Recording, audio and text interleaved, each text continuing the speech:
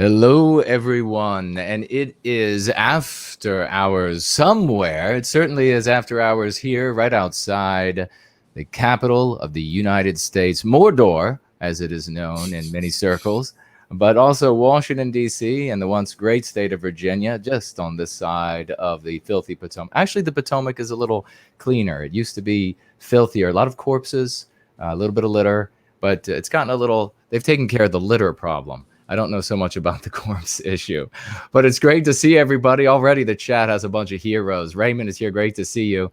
And of course, Misty and Seaver and Rum Rum, and Laurel, all a bunch of wonderful names. Great to see you all. Southern Bloom, Lynx. If I missed your name, I still love you.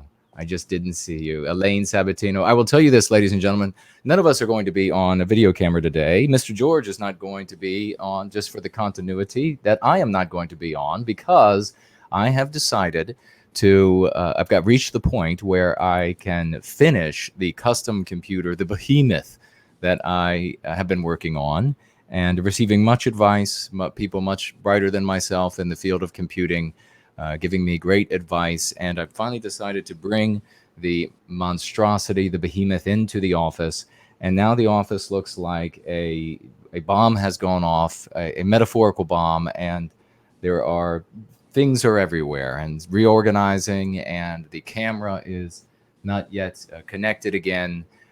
Not getting rid of any of the machines. We're just adding this custom machine to the service to White Wellbeing, so that we can better serve you and stay ahead of the anti-whites and do better things for you all. So that is our purpose here. But of course, today, ladies and gentlemen, you've seen the name in the title. We have John Publius with us, and he is a community favorite, a brilliant man, has a book out now, and we're going to be talking about that book over the course of the next hour while we are with you all. If you want to tag me, please tag me as No White Guilt. If you tag me as Discipline with NWG, it won't turn orange. I may see it, but if you tag me as No White Guilt, I will definitely see it. I will keep an eye out for everybody, so if you have questions or comments, you can financially gift on Cash App. That's still available. The anti-whites are doing their best to take it down, because we are doing the good work, the work of the Spirit of the West. And we also have Entropy, which will be up in just a moment. And to do that, I will pass it right over to the great Mr. George to take us into the conversation. Mr. George, how are you doing this after hours? I'm doing very well. I'm excited to speak to John here, who technically is on our roster of guest co-hosts. But John, I guess you're on the hot seat tonight as we celebrate the release of your first book. Very excited to help you bring this in.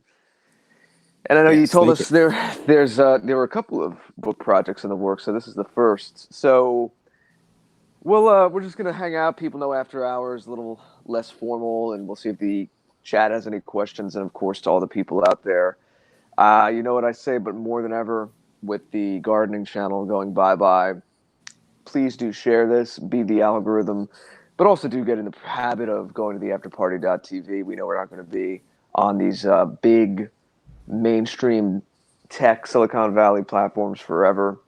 It's really more about the community, the presenter, not the platform. As I said on Tap Friday with Hyrith, I think we need to get used to some metaphors, maybe get thinking about it in a new way. And I said, you don't follow the venue, you follow the band. So if a band you like and you go to the venue a lot in town and you're used to seeing them in this particular theater, and then all of a sudden there's a new venue built across town, you don't go to the old venue. If they announce a concert at the new venue, you go to the new venue. So the afterparty.tv is where you can watch us directly, and there's also alt tech platform links there too. So please do get in that habit. But without any further ado, we have back with us John Q. Publius. And we spoke to you when this was an article series. It got my attention when it was on your blog, The Anatomically Correct Banana. And we had you on a tap to talk about this whole article series about what's being done in Maine back in October. And it obviously got a lot of people's attention because you had this book published.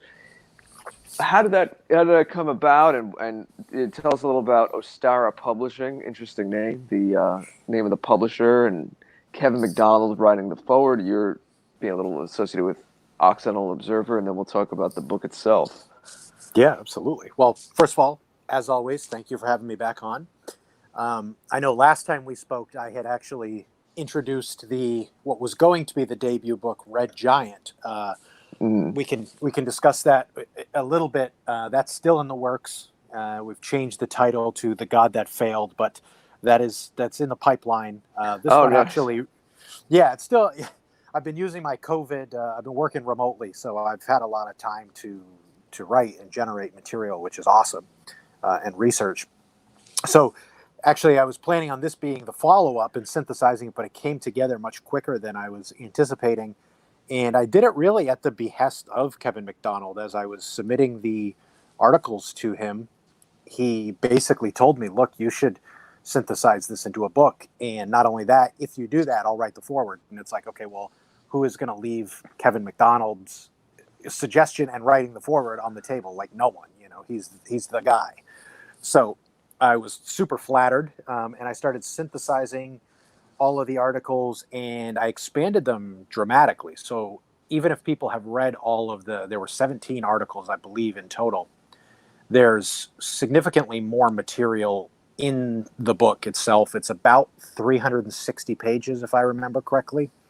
And it's not a light 360 either. It's not so dense that you can't understand anything, but it's very dense in terms of there's a ton of information and research in there. There's no fluff. I hate fluff. I never do fluff.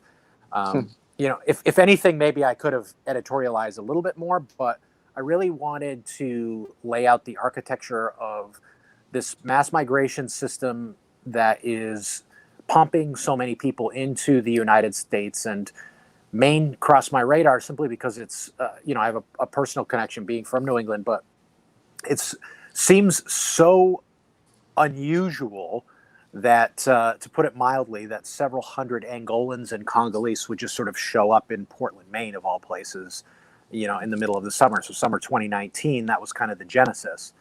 And this is a process that's been going on for a long time. In Maine, it's really accelerated since 2001, particularly with Somalis, and that's secondary migration. So what was happening was a lot of Somalis were being resettled in places like Georgia, didn't like it, felt like their children were, quote, integrating too quickly, and so they moved up to Maine, where they could be kind of more isolated and create their own communities. And now there's been a conscious effort to get more Somalis and more Africans into Maine in particular. But each state has its own particular ecosystem with this stuff. It kind of comes down from the top. It comes down from, predominantly, it's the United Nations High Commissioner for Refugees picks out like basically who they want to go where. And I'm toying with the idea of doing a companion book, or at the very least an article, to how this stuff works in the European countries and the other Western countries. Because I don't exclusively focus on America, but I would say 95% of the book is on America. I mentioned Canada a little bit, and I think New Zealand might come up. It's basically the same process everywhere. I think it's most well established in the United States, but it is the same process everywhere. It is a lot of these globalist organizations like your United Nations. And then as it kind of goes down from there, you have the kind of major non-governmental organizations. A lot of them are religious charities. There's the Hebrew Immigrant Aid Society. There's Catholic charities, U.S. Conference for Catholic Bishops, Episcopal Migration Ministries.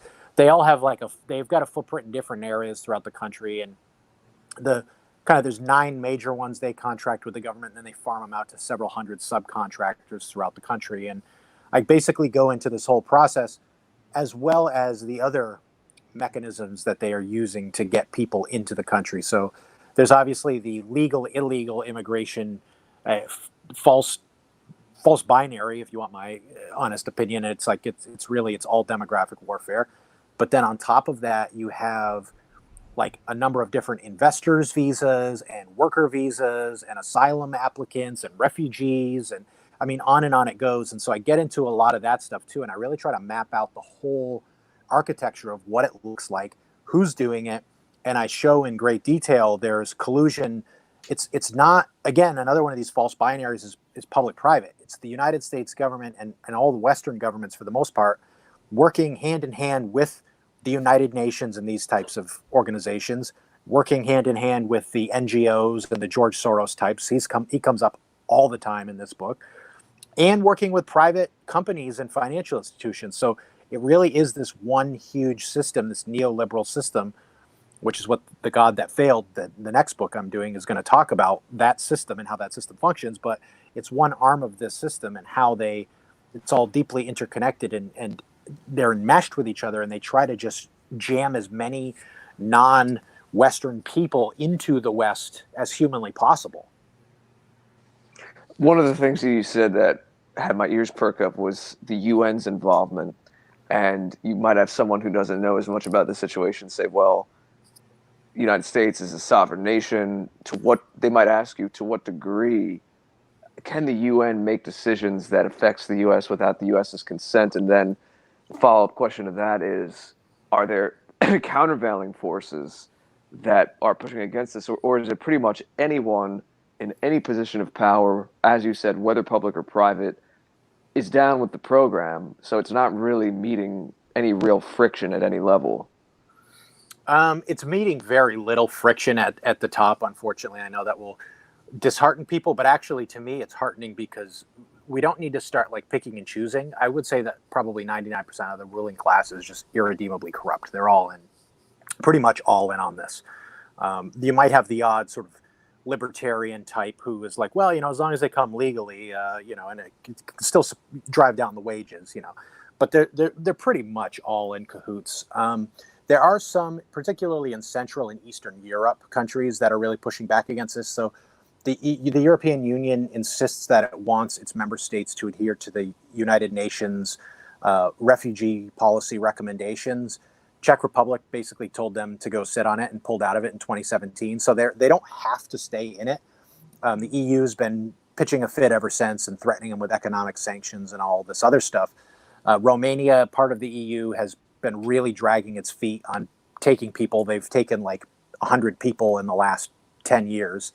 They're really trying to avoid it. It's difficult, though, because it is an international group that can bring pressure to bear. But if you look at, for example, the number of UN resolutions filed against Israel just kind of ignores them. So for all intents and purposes, there's not a lot that it can do. It's kind of like the willing collaboration of all the national governments who are willingly ceding their sovereignty to the United Nations, and in the European context to the EU.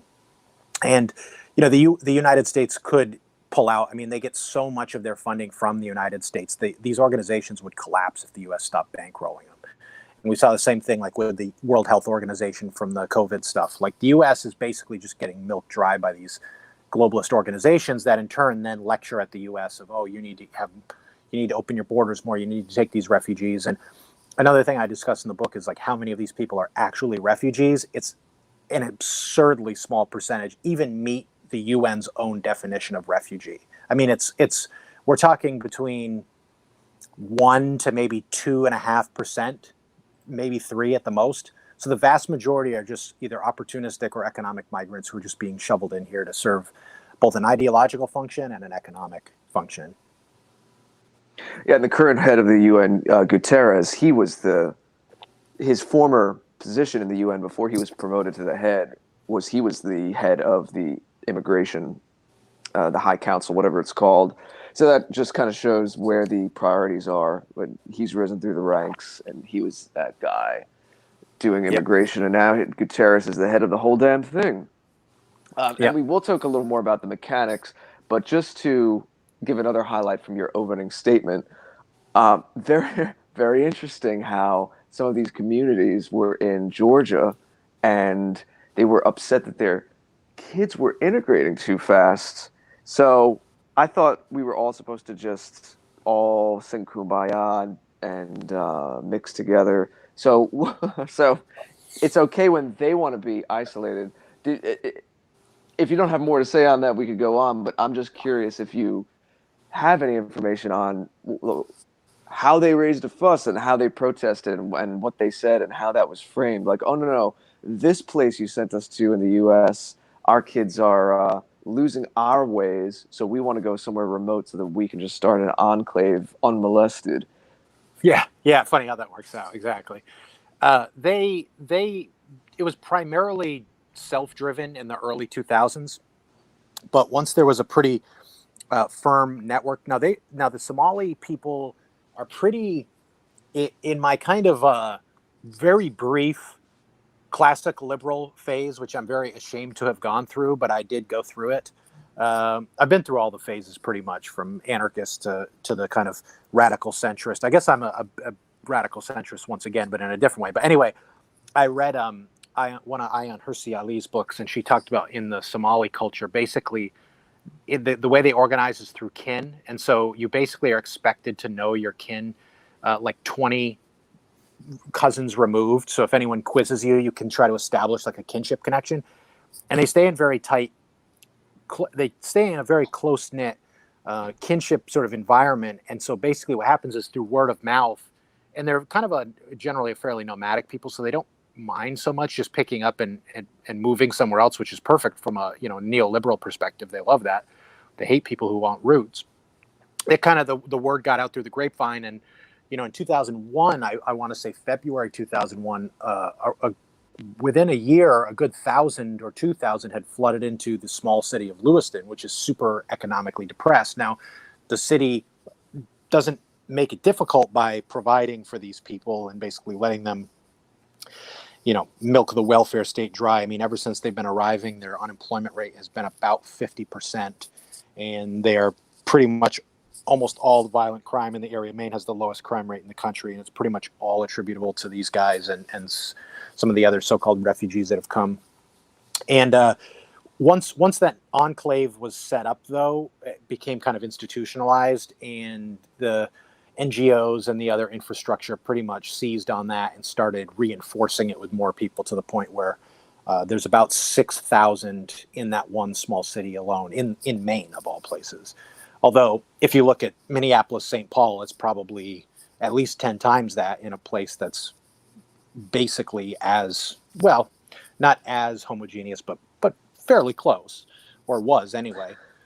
Is it happening at such a rate comparable to per capita in other areas of the country, because in the U.S., because we seem to hear a lot about these northern states, these very white, cold northern states, like just intuitively, the last place you'd picture populations from Africa, Yeah. in like Minneapolis, Minnesota, and Maine. I mean, I know it's happening everywhere, but is it just we hear more news about these places, or is there really more of a push to there's a put these people in these places? So what's behind that? So that's a great question, but it's almost like you picture these people. I'm sure there's other reasons, but from our perspective, I'm sure people in the chat, you can't help but think like it's almost like the powers that be want to do it almost just symbolically, like as an FU. Like, we'll go to the most northern, snow-covered, Nordic-type places in the U.S. and do this just for the contrast, just to play with your head. Yeah, just to mess with you. And it's true, actually, because the vast majority of the refugee resettlement sites now are in 90+% white communities. So per capita, I believe at the moment it's Fargo, North Dakota that's receiving the most. Yeah. Boise, Idaho led the way for a very long time. Huge other areas per capita, of course, Minnesota, Michigan, pretty much all of New England. There's white enclaves all over. Why in the north? Why in the northern latitudes? I think because the state itself is pretty much uniformly white, as opposed to like people in the South kind of tend to self-segregate. And so there's communities like Albany, Georgia, which are like 75% black. Like, you have almost uniformly black areas in the same way you have almost uniformly white areas. And the people have kind of, I don't say coexisted necessarily, but they've kind of lived alongside each other for a long time. Whereas in the North, there's literally no experience with this. Super high trust areas, very much akin to what's happened in Sweden, because it's so high trust and there's so little crime. You throw a Somali diversity bomb in Lewiston, and you have an already economically depressed place. and you throw these people in there and pit them in economic competition and have them act out, their violent impulses on the local population. The local population is totally ill prepared for it, and it's like, oh my god. But I think it is. Ideological. I mean, it is the part of it too is the economic incentives for people to to choose where they're going to go. Is they're going to naturally gravitate to more quote unquote diverse places anyway, or where there's more people like them. Whereas with the refugee resettlement thing, they're almost bribing them to go there. They're like, look, I know it's cold in Maine. I know it's cold in Minnesota. I know it's cold in Anchorage, Alaska. But here, we'll give you 20 grand and you can stay on welfare, and we'll give you housing, and we'll do this and this and this and this and this. And then you can kind of like work part-time at McDonald's and push the local teenage kids out of work. And it sounds like I'm being sarcastic, but that's like actually what happens. It's horrifying. Right, as the book describes. And we did this when you were on tap in October, but just for a few minutes, especially because Jason and I are very happy to have cultivated a truly international Western ring around the whole world with our community here. I mean, I think most people can already kind of tell by what you just said, but feel free to paint a little bit more of a picture of Maine and what Maine is in America, and especially the Northeast, the region it's in, what it means to people, to set up that contrast with what's happening. So it's basically, now obviously I'm going to be heavily biased here, but it is basically like the title of the book, The Way Life Should Be, ? Is a play on the state motto, The Way Life Should Be. So it's, getting the reader to question, like, is this the way things should be? But also kind of evoking that aspect of Maine, which is a very self-reliant place. I talk in the book a bit about resource privatization, water in particular. I have a whole chapter on privatization of resources as it pertains to water. But Mainers, about 40% of Mainers get their water from their own wells in their backyards, as opposed to I think 14% of Americans overall. It's a very self-reliant place. It's kind of a contrast. It's kind of almost two or three different states in one. You've got the vast majority of the states very wild, uninhabited for the most part, sort of like a much smaller and toned down version of Alaska, I would say. That people, if people, are trying to picture like that, but just downsized, mountains and animals and stuff nowhere near as big, not quite as wild, I guess you could say, but there are huge tracts of wilderness, uncultivated wilderness. It's very low population density. There is a very kind of polished coastal culture where a lot of people from out of state go, and they kind of take advantage of some of the resorts and the beaches, very nice beaches, the seafood and that kind of thing. But I think for most people it really does evoke that idea of like, this is kind of how things should be. Things are maybe not by universal standards, we're not particularly laid back, but by New England standards, in any case, we're laid back in terms of attitude, I would say, not necessarily in terms of work ethic. Very hardworking people, but it's kind of much more of a live and let live, kind of boiled down to its essentials lifestyle. No, very few frills, and the culture has really started to change in the last 20 to 30 years as people from probably the way people from the West Coast and Oregon and Washington experienced it from Californians, or even Arizona, Californians leaving and trying to change some of the culture. In New Hampshire, Vermont, and Maine, they've experienced that from people from Massachusetts and to a lesser extent New York, coming and bringing kind of similar, quote, liberal values and trying to transform the state and kind of remake it in this image of, where they left, which they left because it was terrible. And I'm not saying that terrible like New York and Massachusetts are horrible, but terrible in the sense that the tax burden is through the roof. The property values, it's ungodly expensive to buy a house there. The infrastructure is pretty bad, especially compared to the tax burden that you have. Super competitive job market wise, that kind of thing. And so the very things they're leaving, they kind of recreate, and they push a lot of the liberal, again, so-called liberal political agenda on these places. But Maine and Vermont, to a lesser extent New Hampshire is a bit more honest with itself as far as voting patterns, but it's kind of like a vote Democrat, live Republican, very stereotypically speaking, kind of place. So there's a lot of self-professed liberals, but they don't live that way. They don't associate with people that way. It's almost, in some ways, it's kind of a libertarian dream where people kind of do their own thing and they're pretty self-reliant. Why, with that ethos then, why so traditionally blue? Not that we don't on this show, as I know you're not either. We're not caught up in this whole left-right divide, but just as a quick rule of thumb or a quick way to talk about it, what do you think? Do you have any thoughts on what that is right there? Vote blue but live red. It's kind weird. Of thing. It's this kind of schizophrenic Puritan mindset that goes all the way back to New England's founding. You kind of have this, like, work really hard, deny earthly pleasures, almost get the only pleasure you're going to get is basically out of working. And this population group really spread out across the whole northern band of the United States. So you'll find a similar mindset from pretty much stretching across the whole North. It's most pronounced in New England, obviously, because that's the genesis. But you have that aspect where it's like you're trying to redeem people for their sins for the next life. And of course, what's happened is, as people have become less religious, they've transferred that impulse into social causes instead of saving your immortal soul. So the same idea of, like, work really hard, keep things very minimalistic, don't want for too much, don't ask for too much, but still kind of proselytizing and going out and trying to change the world. And, keep in mind, it's a lot of Northeastern people who are the abolitionists around the Civil War time. And a lot of these things, like throughout American history, you see it again and again and again. And I think it's a similar thing replicated here. It's a weird schizophrenic mind state of I think just New Englander in general. But as I said, I think some of the states, some of the areas are a little bit more honest about it than others.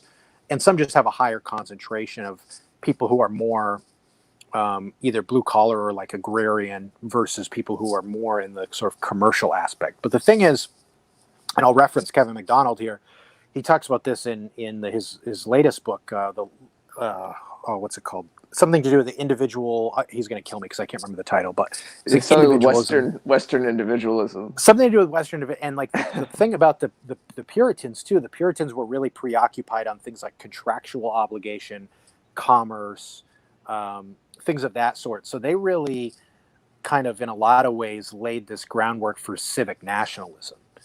And ironically, though, in the 1920s, it was that same stock, the other side of the coin of that same stock, that pushed back against the mass immigration, the Lothrop Stoddards, Madison Grants. That was like the last gasp of that stock going, no, wait a second. You can't just come here and Steve Saylor Magic Dirt turn into an American. Like, it doesn't work that way. And those were the guys who were pretty much responsible for pushing back against all that mass immigration. But that was kind of the last gasp of the kind of, I would say, explicit conservative ethos of that kind of WASP, I guess you could say, stock. And I think that's been kind of put down to, kind of shoved down into a subconscious level where I think deep down most people know that. Like, for example, if you're not from Maine, you're considered to be from away. If you're not from Vermont, you're considered to be a flatlander. It's super provincial to this day. But for whatever reason, like, a lot of the people aren't as honest with themselves about, like, no, we like our own. We want to have our own style and pace of life.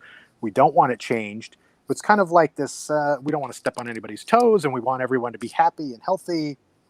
And with all of the just mass propaganda, mind bombs that have been, lobbed at us for generations, we are, and when I say we, I just mean Westerners in general, are very altruistic people, much more so among all groups, by far the most pronounced. And there's a genetic component to that too, which I go into a bit in my second book that's coming out. But we are more predisposed to that, and it has been a concerted effort to push that into us. So we think, well, we really do need to take in all of Angola into Maine, even though it's smaller and we don't have the resources, and we can't handle it. In Maine, it's already the third highest tax burden in the country, and what do you get for it? Nothing. But it's that propaganda that's conditioned people into thinking, like, well, we need to take these people. And then there's the guilt aspect too, right? I mean, that works for a lot of people too. You have this privilege, or you have all this stuff, or whatever the case may be. Oh, it's stolen land, blah, blah, blah. none of that follows, right? Like if it's, quote, stolen land, then why don't you return it to the people you stole it from? Why would you bring in people who also are not from that land to live there? It makes no sense, right? But it's sentimental and it's emotional and it's, total head games that they're playing on people. So it's a lot of things coming together, I think. Yeah, I've been, I hope I don't know if I've made any difference in that little bit of static. That might have to wait until after the show. I'm not exactly sure, but I'll be taking a look at all of the setup that I have right now, since everything is in pieces. If you could see me now, I look like I'm sitting in the middle of a bowl of spaghetti wires and radiating machines. Maybe I'll come out of this with an arm coming out of the top of my head, and I can be a great apple picker if nothing else works out for us. But nonetheless, I was just thinking as I'm listening, John, I'm really interested in your book and the next one coming out, because they're obviously intimately connected. A couple of things are striking me. Of course, the first thing is, as we were all talking, is that, as you all were talking, is that they are moving, and this has always been the case for the anti-white, and of course reveals once again that we are right in going free, that the motivation of an anti-white is not all of these different things that all of these other spheres in the white positive sphere would have you believe. It is simply to inflict harm on Western kind and Western civilization. And if you understand that, then you can understand, you can predict, and you can retrodict all of their behavior. They seek, anti-whites, seek to punish, quote unquote, punish the Westmen for the feelings of inferiority that Western kind inspires in them. They see us, they see the great dignity handed down to us, they feel inferior, and then they seek to punish us, and they seek to exact that revenge, that quote unquote revenge, on the avatar of all of Western kind, which is the white people that they can get to. There's nothing more satisfying for an anti-white than to find a white area as pure as the driven snow, as pristine as we call it here in Going Free, and then to find ways to inflict harm. Now, what does that mean? It can mean a lot of things. The people they bring in don't necessarily need to be more criminal in nature. They just need to be a different people with a different biospirit, willing to and able to change that Western environment into something very different, something that's comfortable for them and harmonizes with who and what they are biospiritually, and is disharmony for us, is uncomfortable for us, is pain for us. That is delightful to an anti-white. They don't need other reasons. They might find other reasons. They might seek other reasons. They might say, we can also do XYZ. We can also make an extra dollar out of it, or we can also impoverish white people out of it, or we can also whatever. But the bottom line is, and for the reality is, that it's all about inflicting harm. And more importantly, it is important that we identify this as the infliction of harm on us as a people. Because if we see it as, well, it's just all about money, then you are never going to have a people. You will never be able to defend that people, and therefore you will never be able to defend yourself. So you have to see this as the primary motivator, as the intent to harm our people, and therefore you and your family, and therefore you and your family can have safety only if our people has safety. So it makes perfect sense to me. And in fact, we've been talking about it for a lot of people down south, especially, have said, well, you just wait, because, we have these issues where what John and Jared are talking about, where you have these white people who are anti-white. Obviously, not all the white people in the Northeast by far, but you have these very vocal and white anti-whites, and they're also, of course, given a platform by very powerful anti-whites that will besmirch and disparage Southerners and Midwesterners and everybody else who has come to, in some cases, unflattering opinions about communities that they have had to live among. And of course, these people are saying this from their snow white neighborhoods, and they villainy signal from those places because it's easy to villainy signal from those places. And of course, what does that demonstrate? It demonstrates an immensely awful, egregious character trait, that it's good for thee, but not for me attitude. You can live amongst it, and if you have any problems with it, well, then you are evil, and all of the synonyms we will attach to the word evil that we have empowered in the minds of the population, and we will use those against you. Now, that's not going to stop, of course, anti-whites from looking at these areas. And so there have been people in the South and Midwest and the rest of the country that have said, boy, it'll be a good day when they finally move a bunch of them up there. So these people will have to shut up. Well, I said, no, it's not going to be a good day. The people who are normal white people with good sensibilities, the people that are just like us, they're not the ones who are saying this. The people who are saying these things up in the Northeast, they're going to flee from the outcome, the fruits of their anti-white labors, and they'll flee to gated communities, and then they'll flee to up in the mountains, and they'll drive the real estate up as best they can, and they'll keep fleeing to get away from what they create. That is exactly what these folks are doing and what can be expected to be done. But the real thing that I would question, so I just want to make that comment and ask John to speak to something that I talk about pretty regularly, and it is this, that this activity, this mass moving of groups of people, incongruous biospirits into places, these pristine places, this is not happening from the bottom up. This is happening from the top down. And this is important, I think. And John was speaking to that a little bit, talking about these giant NGOs and these other different federal agencies and the like, international agencies and the like. It's important to really understand this, because the anti-whites and the anti-white narrative have given you a lie that the anti-whites had a long march through the institutions. And there was no long march through the institutions. They used power that they had to take over nerve centers. And they've taken nerve centers, and then they're using that influence to exert their power throughout the rest of the system. So if really quickly, John, if you could just summarize or recap that sort of segment. You were touching upon it earlier, but I think it really warrants a little bit more unpacking so that people can understand that we are this idea that still is within the body of the the white positive sphere, is this idea that we're going to march up through the institutions, and then rather than adopt a psychological defense for the psychological warfare carried out against us, that this idea we're going to march up through anything is just not going to happen. So please speak to that. Yeah, so I think you're absolutely right. I mean, it's a small minority of people who've managed to corrupt different things. So if you read, for example, Culture of Critique, there are certain people who get ensconced in certain positions in academia or what have you, and from there they spread, and then they pull up the drawbridge behind them. So they understand how to get in there to infiltrate and then subvert that institution and reappropriate it for their purposes.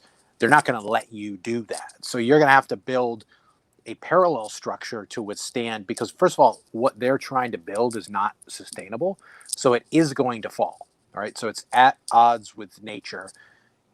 You see what happens when people try to play God. It doesn't work out. Mm-hmm. So as long as we have the stable, strong infrastructure to withstand that, of course, there's going to be some collateral damage, but we can create something in a much more positive image. But yeah, the idea that basically there's some sort of sea change movement and popular support. Basically, everything in neoliberalism ideologically is at odds with what they say. So when they say democracy, obviously they mean what we want. When they say compassion, obviously it's a Trojan horse. It's all Trojan horse stuff. It's designed to shapeshift. It's a chameleon-like ideology.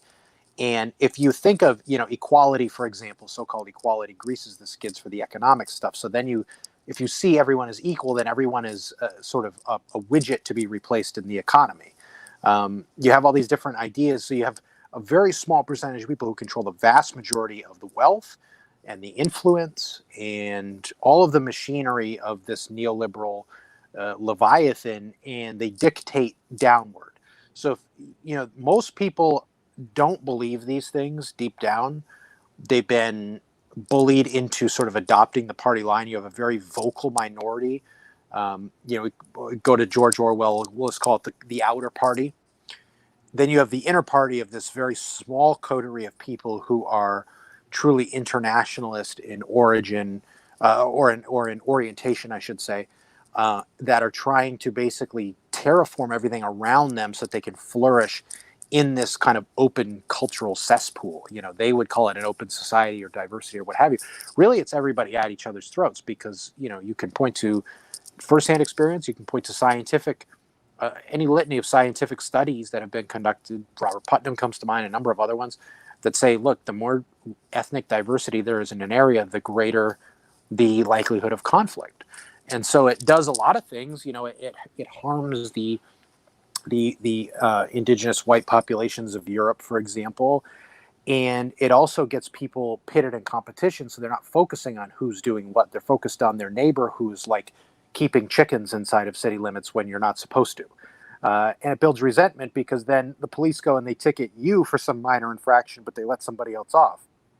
It's flexible standards.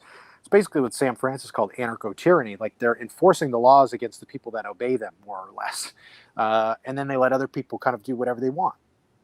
Someone says a naughty word, well, you know, you go to prison, right? And you have this. The problem is that because everything has become so financialized, they're able to, through economic influence, particularly influence the state of play. And part of it is when you get stuck in this false binary, this false dilemma of, let's say, Republican versus Democrat, what you have on one side is people who are treating economics as almost a religion. You know, the Republicans they're the implicitly white party. You know, people who are not white do not vote for them, basically, in any appreciable numbers, minus maybe Cubans, some of whom are white. But you have they're kind of the capitalist party, and on the left, in the Democrats, they're still also capitalist, but their ideology is the kind of the out-facing thing that they present. You know, the kind of diversity, blah blah blah, but they're still making money hand over fist. And they're using this economic influence that they have to then drive these pet projects of theirs. And so in the book, what I get into is this idea of quote unquote philanthropic capitalism, this blended version of public, private, corporate, taxpayer, whatever. These are sort of useless distinctions at this point, because it's all sort of blended together. And you have this massive amount of money accruing to a very small number of people who then use that money through various means. They manufacture so-called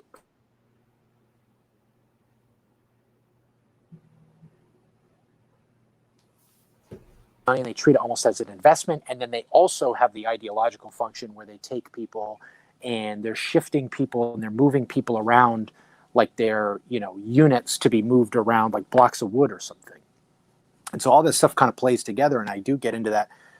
I talk about this lady, Erica Karp, who is the CEO of this group called Cornerstone Capital. They manage like trillions of dollars worth of assets.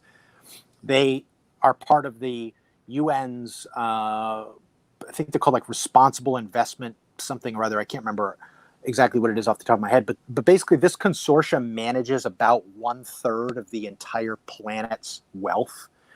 And it's a small group of people, and then they dictate to the Davos type people, the World Economic Forum, all these people, and then they basically deploy their resources along whatever avenue they think is going to be most advantageous to them, be it ideological or economic. So if it's advantageous for them to marry the two or to take one vector or another, they will. And they have the money, the power, and the influence to do it because they have pretty much uniform control of all mass communications, on top of the fact that they control some ridiculous amount of the world's wealth as well. Yeah, I think you're making a great point about when it comes to these parties, whatever nation you're in, so this is uniform. The parties aren't composed of individuals who are serving their particular selfish needs. And there is a particular playbook, just like teams, for each of these parties. In the United States, there are 2 teams that get to compete. And they make promises to their constituencies. And you then have a continuity of agenda that takes place irrespective of the party that's in office. You'll get maybe a little bit of a tip of something here or there in the direction of the constituency, just to keep people appeased so they continue to believe the playbook is real. And we see that this continuity of agenda more accurately tracks the playbook that is employed by individuals who pursue the democratic path. But nonetheless, irrespective of whoever's in the White House, who controls these different places, it ends up being the same thing. The agenda always ends up being anti-white. We end up seeing, just while we have Donald in office, we end up seeing that the immigration continues, all of these different, and these people who would say, very comical, that Donald put an end to immigration. These are people who either don't know the facts, or they are, I don't know, so sycophantic that they want to just believe anything, even though they know it's a lie, because immigration continues. Everybody can come in here, continue to work, and then they immediately can apply for a change of status. And of course, they're going to get it because you are an anti-white slur if you don't give it. Where do you see in your book, or do you say, John, where this is going? Is this going to continue in these specific areas? Are there other areas where these big money consortiums want to send more of these different bio-spirited peoples? And if so, where are those areas that they have been talking about? Well, I think probably, I definitely don't see it lasting. I mean, the thing is, they're creating money basically out of nothing. So they're trying to, through compound interest, through the debt regime, prop themselves up artificially. The global net debt, I believe, is like $257 trillion. And if you were to take all of the world's net wealth, I think it's around $300 trillion. So they've almost canceled all of the global wealth out through the creation of debt. So it's basically built on a house of cards. So if this is economically what the horse they're backing in terms of neoliberalism, which it is, that's not sustainable. And then if we look at the ideological aspect, there are loads of people who are able to now obviously they're really ramping up their censorship efforts because they are dealing in lies and we're dealing in truth. So they do not want people to hear what we have to say. But there are a huge number of people who are realizing that they've been sold a bill of goods. They're not interested, and they're turning away from all of the lies they're being sold. They're finding ways to be more self-sufficient. They're opting out of the system as best as they can. I think that, I don't necessarily have certainly don't have all the answers. I wish I did. It's hard to see where things could go. You could have a black swan event like the coronavirus. Actually, it's been very terrible for a lot of people. It's also exposed massive structural defects with the system, and people are fed up and they're furious. And so there is the possibility for great sweeping change. There's also the possibility that more localities and more areas decide that they just simply want to opt out of this project. In the same way that the Czech Republic did in the EU. They're still part of the European Union, but the European Union really lacks the teeth to enforce what it wants to do beyond pressure through a PR campaign and through economic sanctions. A country or a society could seize control, and this would be the ultimate death knell to them. If let's say, for example, a country just decided it was going to opt out of the whole global economic infrastructure, nationalized its banks, and just said, well, to hell with you. Now, this is a very risky proposition because with the control of mass media, mass communications, we could see what the globalist establishment would try to do to such a nation, even a very powerful nation. We see what they're trying to do with, for all of its faults, Russia, which has a lot of issues, and I'm not holding it up as like a model society for America necessarily, but it is the most self-sufficient economy on earth, and it is a predominantly white country. So it is in some ways a model of, you could use this strength and the resources that you have. The United States has everything it needs. It doesn't really need all this free trade garbage. We really have what we need. We're a massive country. We have hundreds of millions of people. And every move away from the kind of globalist interconnectedness is going to be beneficial for us. And I think the more locally minded people think, the better, because it is, I don't see this as being one massive, crowning achievement where we just break from this. I think it's going to be I'm going to use a sports reference here, so my apologies, but it's going to be kind of like the old Ohio State football teams under Woody Hayes. It's going to be 3 yards in a cloud of dust. You're just going to have to keep pounding away against fierce resistance and gaining a little bit of ground at a time, It's not going to be an easy thing. Now, it's possible there's going to be a black swan event and like the whole thing just completely goes belly up in 2 years, and we're left standing here going, okay, now what? I didn't see coronavirus coming, 8 months ago. So it's entirely possible that could happen, things we don't expect. But I think really what people can and should be doing is focusing really the most local aspect they can. And this is partially why I focused on Maine, in addition to my connection to it is a very locally focused place. And you could see how down to on the community level, the people from the top are trying to influence things. And you can see how you have people on the local level, people like Tom Kaczynski, who are pushing back against it. And then you can see how the media establishment then, does the bidding of the globalist establishment and then attacks that person and, says all the reliable insults that you would expect. Really, when I cite one example in the book where really it's he and like 2 or 3 local congressmen are saying, can we have an open, honest discussion about this particular bill you're trying to pass? And what happens is, everybody jumps on these guys, calls them white supremacists and all the usual garbage. It's like, no, you guys say that you practice democracy. Well, practice democracy then. Have a little transparency. Let people have a say in this. But they won't, because the majority of people don't like it. They don't want it. And so something that we can do, I think Donald Trump tapped into that vein. Of course, he hasn't followed up on anything, but he tapped into that vein of like the will of the people is not to have the entire infrastructure of the country collapse and go into disrepair and outsource everything. People want to have jobs that they can be satisfied in. They want to be invested in their communities. And I think really we've been so atomized. If we want to make a large scale change, I think if we all kind of generally focus our physical efforts in the immediate and then also continue to project outward and reach lots of people in terms of information dissemination, we've got a 2-front campaign we're running. And I don't know exactly what's going to happen, but we're going to continue to move the ball forward, and we'll be well positioned for whatever may come, or to take advantage of a sea change movement, or even force change ourselves. I mean, I'm not sure exactly how it's going to take.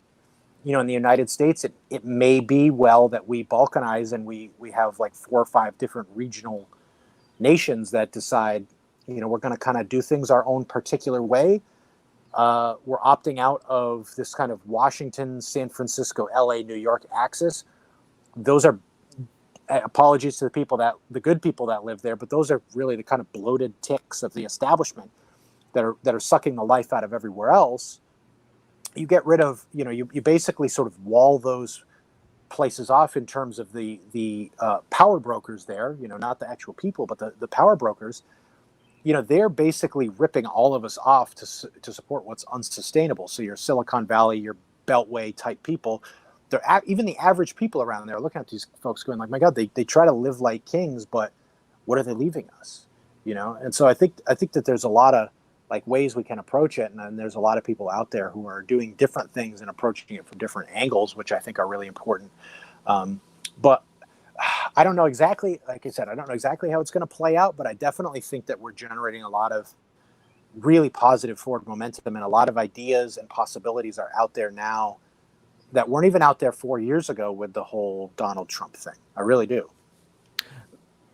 In the closing minutes, do you have any anecdotal evidence, anything that you've observed recently about the on-the-ground local thing that you were speaking to, of people that or have heard about who are making new choices or questioning what's been the status quo, especially in the wake of what's gone on with the virus recently? Have you seen anything to demonstrate that local mentality that you're speaking about?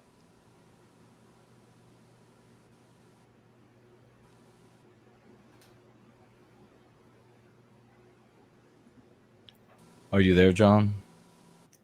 Hey, can you hear me? Yes, I can hear you It now. went it went dead for a minute, but now you're back. Oh shoot. Okay. Where? What did you last hear from me? Jared asked I the asked the question, but then Oh, we didn't geez. hear anything. You're Yeah. like, okay, what's wrong with this guy? Okay, I'm so sorry. I thought it was a pregnant pause for a moment, Yeah. but then it went on a little too long. Yeah, he's being a little bit too thoughtful. What's going on here? I'm sorry. What did you ask? It was about if you've seen any evidence recently about what you spoke to with the local pushback, people focusing more on the local or questioning the status quo. Bit of an on-the-spot question. So if you don't have anything, we can move on to other closing ceremonies. But I was just curious if you have anything you've seen, especially recently with the virus situation. Yeah, I think for sure. I've spoken with quite a few people who are looking to get out of, I call it the blast radius of urbanity, trying to get back out in the country. A lot more people trying to have their own either food source or their own property or a community of people, of like-minded people, at least close by, who can, they can rely on for support. People realizing that being 2,000 miles away from family for purely economic reasons maybe isn't for the best. I mean, that there's a trade-off. A lot of people realizing that you don't have to go all out all the time to give your heart and soul to this corporatized machine, when really there's so much else to do. I've seen more people out on the streets running than I've seen in my entire life. I've seen more people out hiking on trails. Yes, we keep our social distance. But A lot of families hiking, which is good. I've seen so much of it, and it's awesome. Like, people doing good, wholesome, healthy things, realizing, being inside watching Netflix all the time is not a good thing. I think it's phenomenal. I think a lot of people have gotten a breath, and I say this with apology to people who've been adversely affected by the virus, because it's horrible. Millions of people have lost jobs, people have lost loved ones, and it's awful. I'm trying to find the silver lining here, and the silver lining for me is I'm seeing a lot of that. I'm also seeing much more regional particularism picking up. I know that in the Northeast, I mentioned Tom Kaczynski. He is helming the New Albion project, which is really kind of eyeing the idea of there maybe being a sovereign nation state comprising pieces of the states of Maine, New Hampshire, Vermont, upstate New York, and similar models. There's been a long-standing idea of people in the Northwest doing something similar. And who knows if that's actually going to come to fruition, but at the very least, it's signaling the desire to focus on problems regionally, because you're going to make much more of a difference in your general vicinity than you are trying to throw Hail Marys to the DC establishment. So Trump was a Hail Mary. It got intercepted. But, and I'm using a lot of sports metaphors. I don't really know why, but there are a lot of people who are thinking more locally and in practical terms. And I think because we've been so blasted, so atomized for so long, the paradox of the whole distancing thing is people are actually finding themselves craving real legitimate contact and a communal spirit of like trying to build something and recapturing something that people have been so caught up in the hustle and bustle that they didn't even really know that they were missing. And it's kind of like giving everybody a pause. Like, is this really what we're doing? And is this really where we find ourselves? I mean, it's from the big picture, it could be everything from China manufacturing, like literally everything, and us being totally reliant on China for like everything. Or it could be on a very small scale where you could see things anywhere ranging from the supply line of, food and products that you're used to having to not really having anyone in your community that you can rely on, or maybe being stuck in quarantine in a tiny little apartment for months on end and not being able to go work out and not being able to really interface with anybody except on, online. And these are all things that I think people are taking a step back and going, wait a second, is this really what we want out of life? Is this really where we are now? Like, is it really this way? And, I think the way life should be, I think, is a good title and along those lines too, because it's like, is this really what we want? Is this the life that we want for ourselves, to be a little widget in the economy and a punching bag for everybody that hates us? And obviously I say no.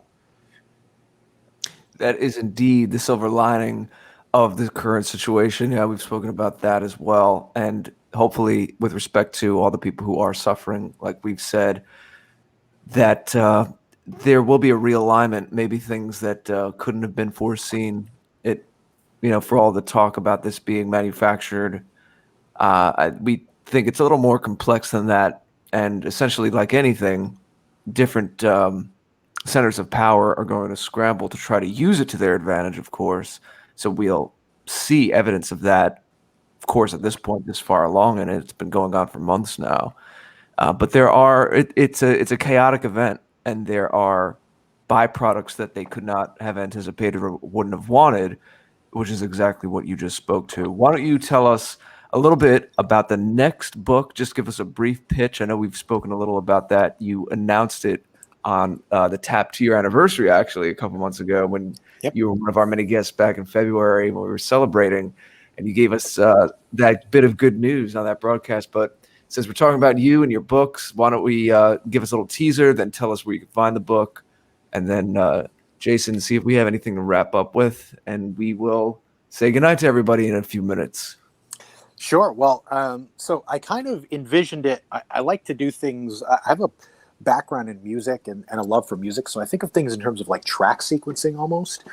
And I've been thinking of basically longer form projects. I prefer doing longer form projects, aka a book or a longer article.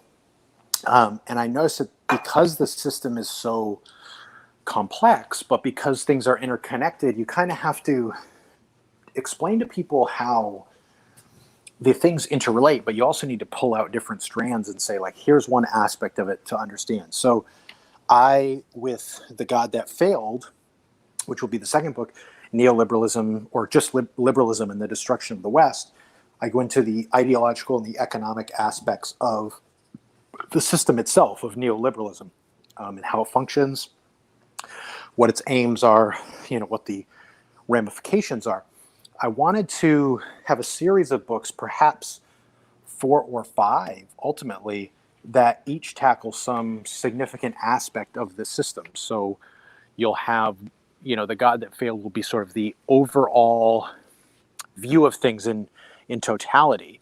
The Way Life Should Be will deal kind of with the immigration aspect, and there will be one that kind of deals with the media and the mass communication and the forms of propaganda.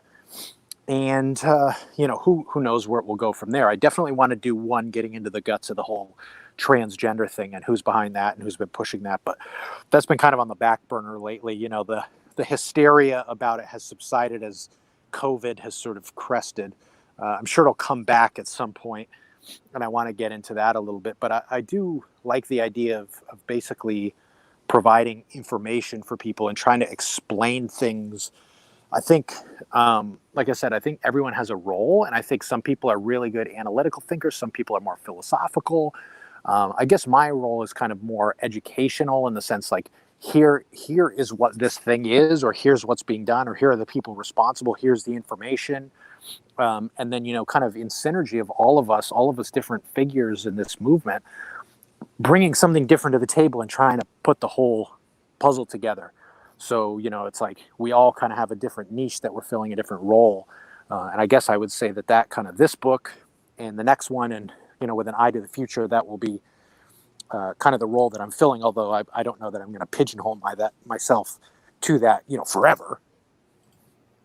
Well, I'm glad you're doing the research. I'd love to know, not that I'm going to take the helm, it's not my strong point, but I would be curious, even if it's off air, where you get all this information, how you do your research. It's fascinating. And I do encourage everyone on that note to visit John's blog regularly and bookmark it if you don't do so already, The Anatomically Correct Banana. But anything else? Well, why don't, of course, tell us where people can find the latest book, your first book, the one we've been talking about tonight about Maine, The Way Life Should Be, with a question mark. Yes. So it is, at least for now, available on Amazon, surprisingly. Time is already ticking. We should have like a death clock on that. Yeah. Oh, I'm sure. For now, it's available on Amazon if people want to get it. COVID has slowed down the shipping, so people will get things, but it's taking a little longer. It's also available through Ostara Publications, Ostara. Ostara is a pretty cool little publishing house that has a lot of really interesting titles, a lot of stuff that will be very difficult for people to find otherwise, a lot of stuff that's been kicked off Amazon, so I may well join the ranks. So if you go to Ostara, Ostara Publications, you can purchase it there as well, and they'll ship straight to you. If anyone's having difficulty ordering through Amazon, I would recommend going there too. And obviously, selfishly, it's better to order from the publisher because we don't have to give our take to Amazon as well. So, and the blog second, is theanatomicallycorrectbanana.com, right? With yes, in there. Okay. Yes, theanatomicallycorrectbanana.com. The next book will be out through for short. TACB for short. The next book will be available on Black House Publications, which is actually based out of the UK, but that's still a little ways off yet. Right. The big bird's eye view about the neoliberal world order and your takedown of it, as you've been telling people. And you are doing some podcasting as well, still with the Cocktail Hour and. I kind of put the cocktail. I'm going to bring it back at some point. I have put it on the back burner just because I've been so invested in writing this book and fact checking and get everything in line, and I like doing it, but I was stretched too thin trying to produce. It's way harder, for the listeners. These guys, it's way harder to produce and host a podcast than it is to come on one. I will tell you for sure, way harder. So that energy I was devoting to that, I was like, I'm both aspects are going to suffer if I don't put this on the back burner. So at some point I'm going to bring it back to Cocktail Hour.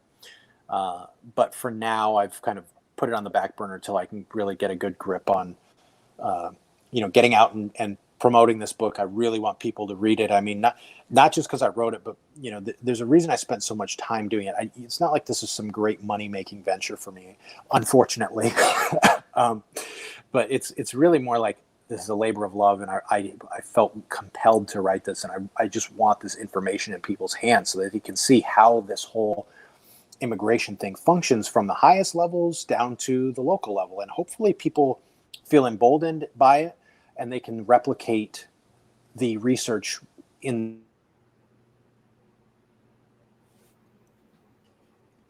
It's another pregnant pause, I believe. You went away, John, right there. John, can you hear us? Uh-oh, they might have got him, folks, but they might have got him. For anyone, John, you jump back in if your internet's working, but anyone listening in replay, of course, on our sites, we will have the links to everything that John is talking about, his blog, and of course, where you can find this book. It is important to get this information. And I do like that he focuses on the local. We do need to be able to zoom back in and back out between that big 30,000 foot view, but then make things very real for people on the local level. He's right. That's where you have most of your, if not all of your sovereignty to actually change your life and the life of the people around you. And we do have to keep that in mind, especially when we, speak on the internet a lot and we're talking in general terms sometimes because we're speaking to an international audience. And even though this was not the focus of tonight's show, folks should know on the subject of books that Jason has just released, as many of you may know, but some may not. The standalone version of Prometheus Rising is now available, and we will soon be focusing on that as well. But I'd like to publicly congratulate my colleague and friend Jason here and just tease you all in knowing that we will be doing some appropriate celebration for that soon. And John, it looks like you are back.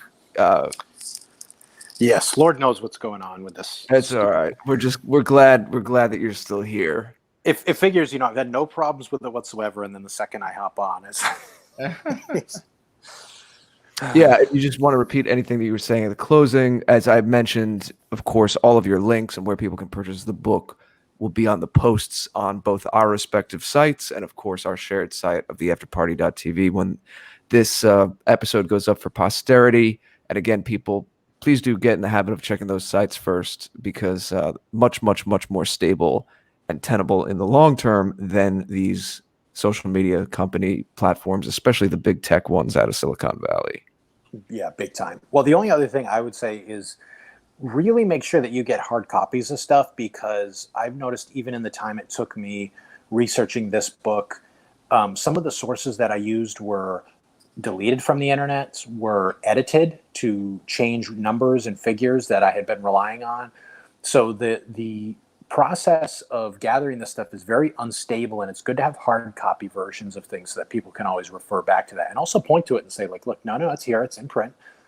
Because they can edit and change anything they want, and they're doing that, and they're suppressing the things that they don't want people to hear or to see, and they're scrubbing that stuff quietly from the corners of the internet. So this is a really a difficult thing, because they're getting scared, and they know that we're gaining momentum, and so they're trying to ensure that people can't access that information. But I would really encourage people, like you said, to get hard copies of stuff. Obviously not just my book, but anything that's out there. Like, well, I can always get it online. You certainly purchase it online for sure, but try to get hard copies of stuff for sure. Yeah, I second that motion completely. If they can send it to your e-reader, they can burn it up on your e-reader. So yeah, be aware of that. But I was going to ask you, unfortunately, you just did it, John, and that was going to be, if you could tell the folks what would the main thrust of this book is, and then could you do that? And you did it. So it's fantastic. Very, very good. You were psychic. We do have a couple of financial gifts. We have 41 BMC financially gifting $10. Thank you, my dear friend, a great participant. Excellent guest, Hales from Minnesota. Oh. Big hails in return. Promethean hails in return, my dear brother. Watch out for the brand new biospirits that'll be traipsing across your countryside. And, they'll probably be able to identify them by that NASA outfit that they have on.